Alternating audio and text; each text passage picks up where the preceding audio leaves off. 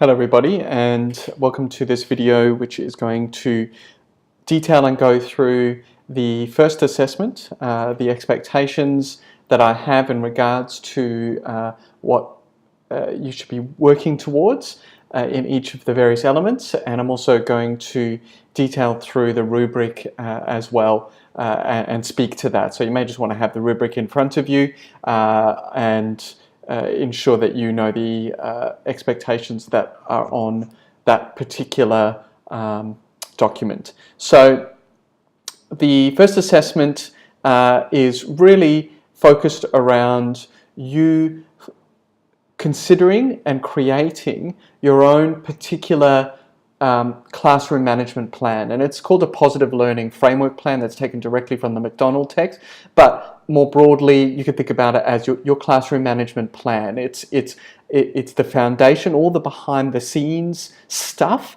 in terms of your philosophy, the kinds of ways you consider the various elements and criteria that go into planning for your classroom and managing groups of learners, and then it's all the kind of not only is it the what, the philosophy, but it's the how. It's this, what is it going to look like, the strategies and tactics and etc. that is going to go into it. So I'll just talk to that as we go. So the first element here, your positive learning framework philosophy, between 750 and 1,000 words.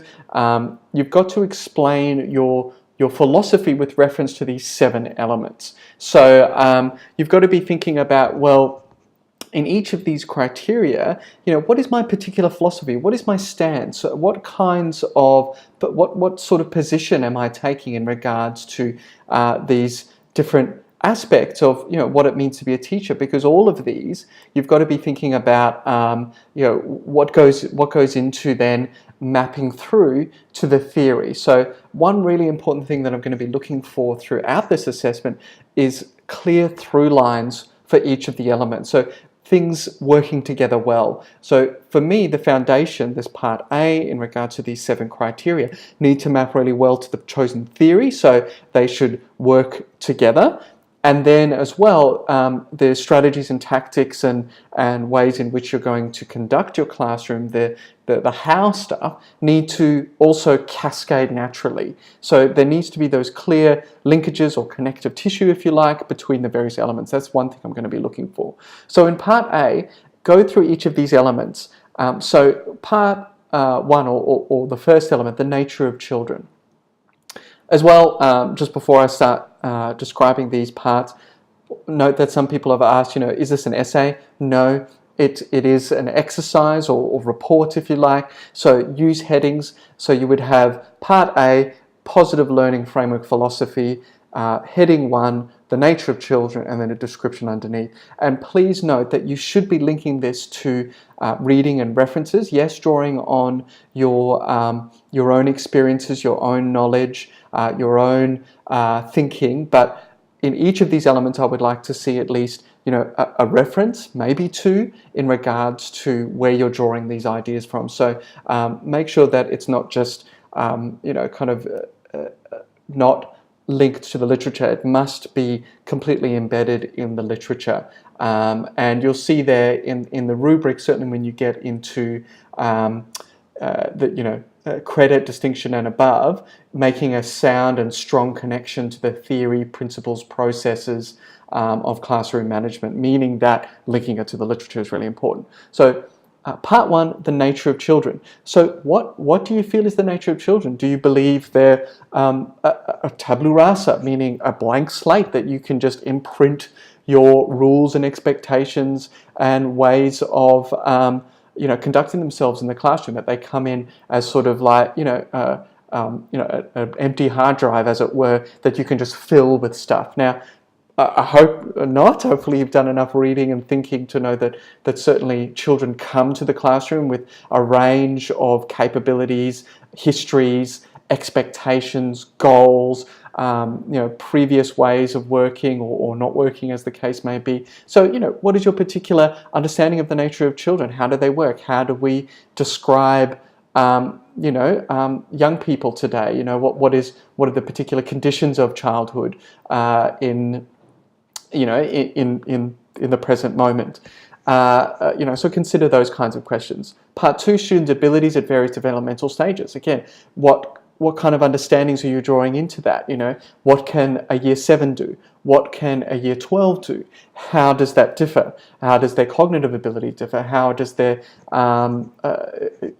work ethic, extrinsic versus intrinsic motivation, if you follow that model? Again, it's not necessarily, I'm not going to be marking for, again, incorrect, correct kinds of approaches or philosophies. If you want to take a wholly and solely psychodynamic approach, great. Make sure that you justify that well, that you back it up with the literature. To me, it's not necessarily about completely one way or another, a completely kind of psychology-dominated way, or a more of a social cultural approach, or something in between. It's about backing that stuff up, and you describe it and you link it with the research, and it seems robust upon me reading it. So students' capacity for self-direction. Again, how, what is your approach to that?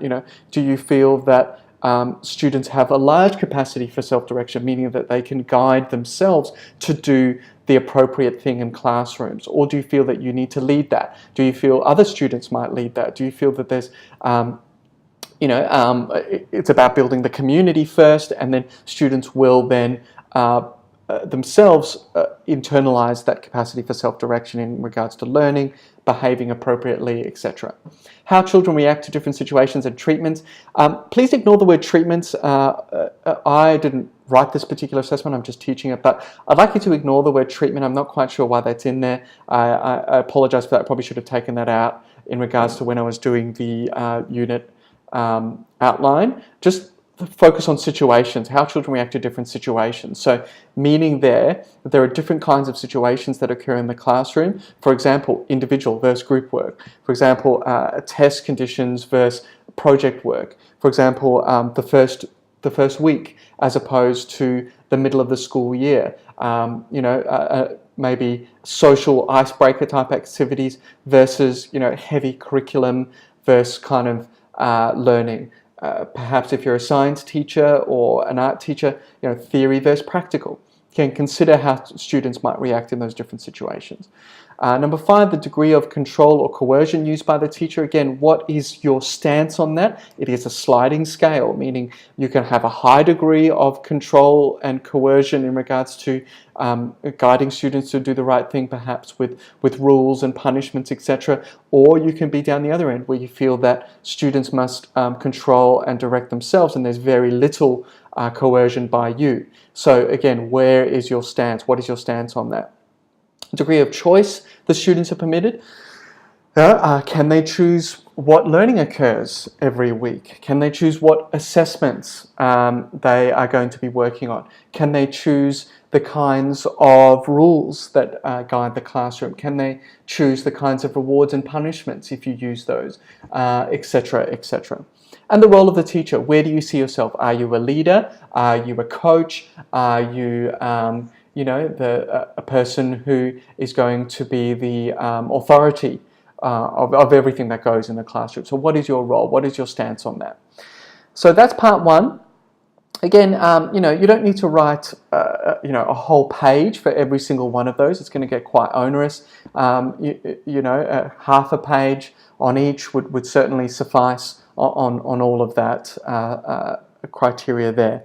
So again, if you look at the rubric, which I'm just going to drag here from my second screen, so you can see here, and I have talked to about the linkages to the the research, so that needs to happen in the philosophy, and I'll talk to the theory component as well. But if you're wanting a credit or distinction, you need to provide this evidence, the justification. Now, sometimes personal perspective and experience can be evidence, and it can be quite valid and meaningful evidence. So yes, it's important to link to the research and the literature, but please do draw upon your personal experiences here if you have them. Again, for some of you, you're very new into this, so it may just be based on your own schooling and the types of teachers that you found connected with you really well, that you found that still maybe inspire you when you think about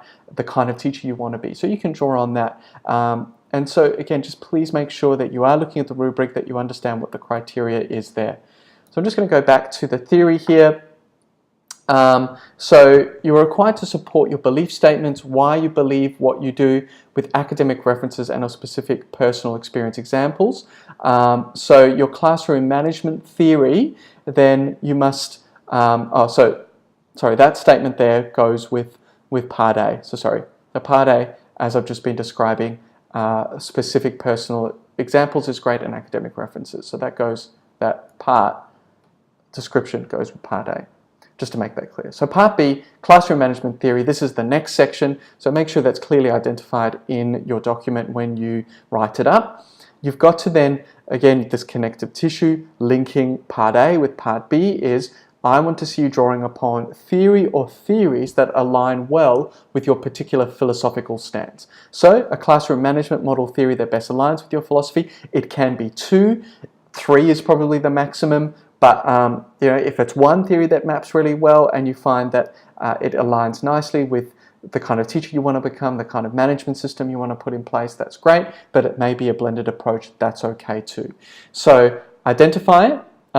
Cite the relevant thinkers, authors that are the proponents of that have written about it, written books and etc.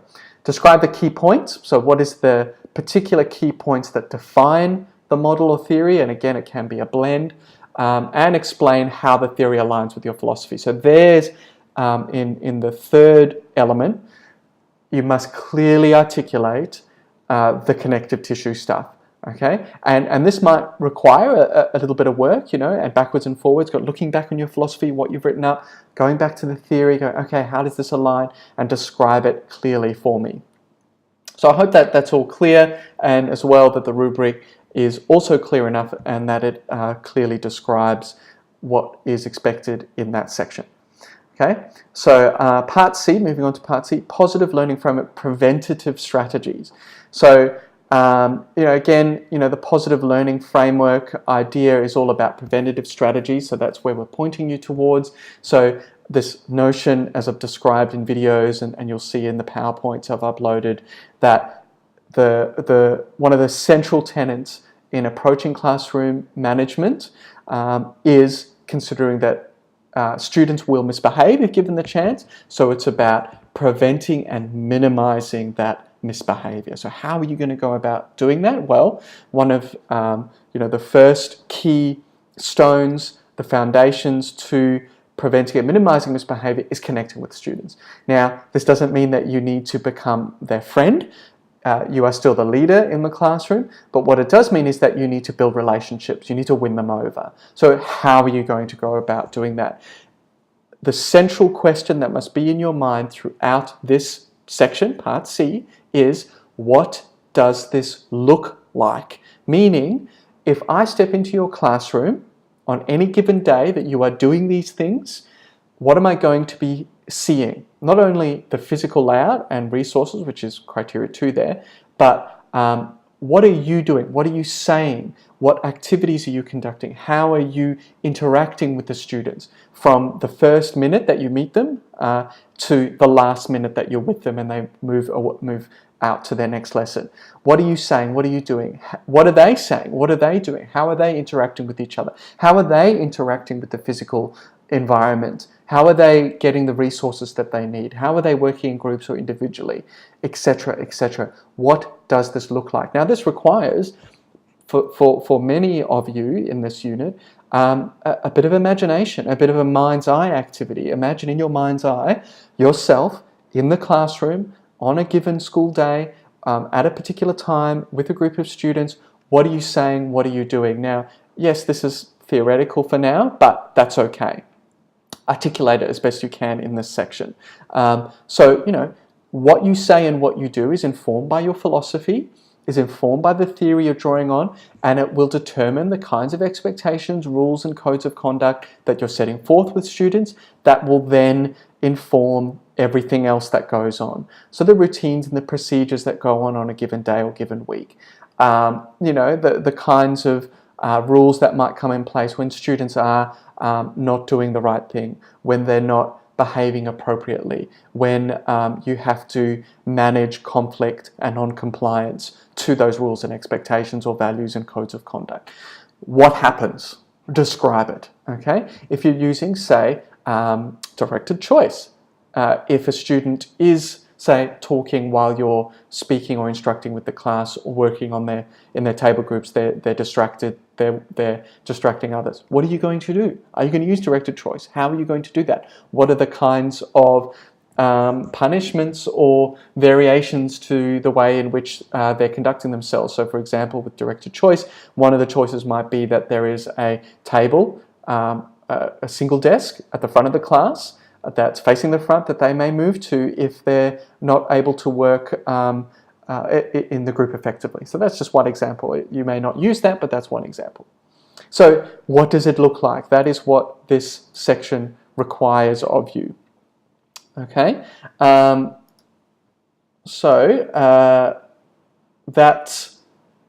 is part of the application to classroom use, which I'm going to pull over the rubric in a second, but I'll just talk to part D as well here, and then we'll look at the rubric. So part D, the corrective strategies. Describe the positive learning framework corrective strategies you would use in your learning environment and the reasons for using them. So again, in this section, you would go into that corrective strategies more. So sorry, I was talking about directed choice in the previous section. Actually, this is where you would put that. That's a corrective strategy, the directed choice method. So apologies for that. I was sort of getting ahead of myself. The previous section would be more the rules and the codes of conduct, etc., setting it out, the routines and procedures, all that preventative strategy stuff. And then in the corrective strategies section, part D, is where you would detail okay, how do I manage non-compliance? How do I manage challenging behavior? How do I correct students and send them in the right direction? How do I deal with the problem? So apologies again for any confusion, but this part is where you would put that, not in the previous section. Detailing exactly what would happen if you have a student who is engaged in a power struggle with you. How do you, maybe you're focused on, that sense of restorative justice if things go wrong. Potentially how would you deal with bullying behaviors, etc. You're going to need to detail that in this section. So let's just have a quick look at the rubric, again, just to understand what the expectations are here. Let me just make it a little bit larger so you can see. So this is your application to classroom use. So part C and D is all encompassed in this part of the rubric. So let's just look at the credit and distinction range, again, just to look at a midpoint. So, all your goals and rules and routines and procedures are clear. They're logical and they can be applied to a classroom use. So for me, again, it's not necessarily what it is, although that's obviously important, but is it clear? Does it make sense? Can it actually work in a modern classroom? That's what I'm looking for. And there may be all sorts of things. Teachers can get very creative with some of those. And it's just about, okay, does this make sense? Does it ring true? I've spent a lot of time in classrooms observing students, myself being in the classroom for many years as a secondary teacher, my head around all the research and the literature about what goes on in modern classrooms. I will be looking for that. Does this ring true to what happens in modern classrooms? So you've got to be thinking about that.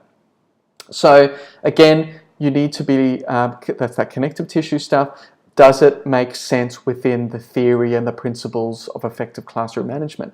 And again, you can be citing McDonald in these sections. You can be citing your theorists because they have particular ways in which they say conduct their corrective strategies. So, for some theorists, it might be about that kind of getting in a circle and talking about what's going on and how people are thinking and feeling, and then working out a plan of action from there.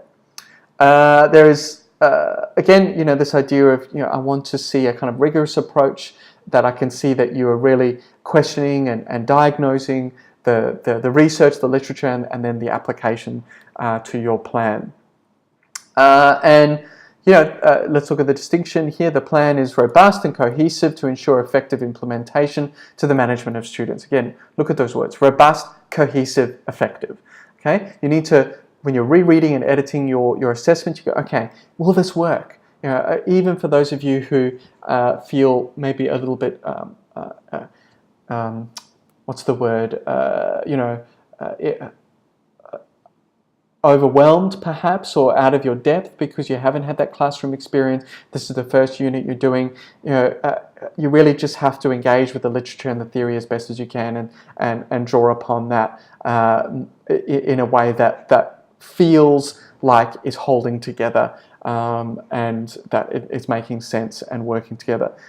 And so lastly here, just, part of the rubric, referencing, writing style, general presentation, you need to be considering. Please edit your work as much as possible. You are master's students. I want to see a clear academic writing style. You must make sure that your APA referencing is on point. Check the library guides. Double check your work.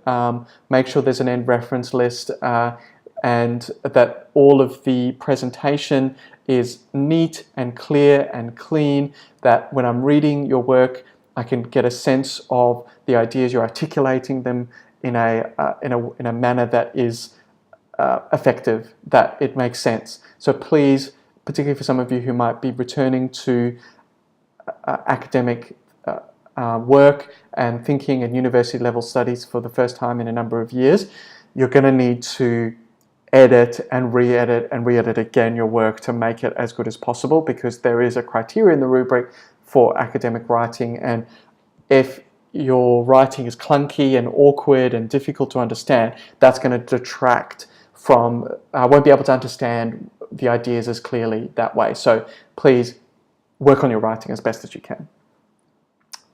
So let's just return back to the PDF here. So again, I'm just talking here again. It's written there: high standard literacy and presentation. It's coded into the unit outline. So that's what I will be looking for. Demonstration of reflective and critical thinking, as mentioned. Awareness of key issues. High quality references. There is a minimum here, 6 different references. So obviously MacDonald will form a foundation there, but then you need to make sure that you are engaging with the theory, the key texts that your particular theorist has written, and then also wider reading into the various strategies that you've been drawing upon as well. So I hope this all makes sense, that I've now described it, and this is useful for you. Please email me any questions if you need further clarification on anything.